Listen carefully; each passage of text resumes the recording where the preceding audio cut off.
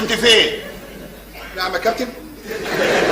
شوف رد عليا لحاجه اخدك على خلقتك كنت فين؟ كنت فين؟ ايوه. مين انا؟ لا انا ما اعرفش حضرتك بتروح فين. لو حضرتك بتنزل الصبح بترجع بالليل، بتتصرمح فين الله اعلم. انت عارف ما انت داير على حل شعرك. رد عليا بادب لحاجه كسرك نافوخك يا ولد وقول لي كنت فين؟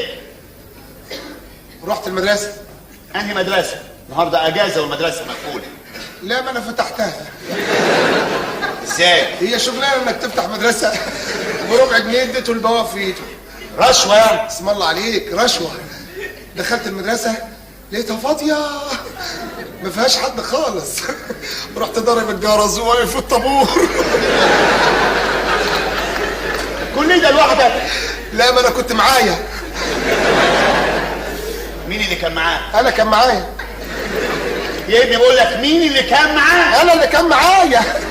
وطلعت الفصل ودرست لي وما فهمتش حاجه برضه، فرحت مهزقني، فكبرت في دماغي ازاي واحد زيي هزقني.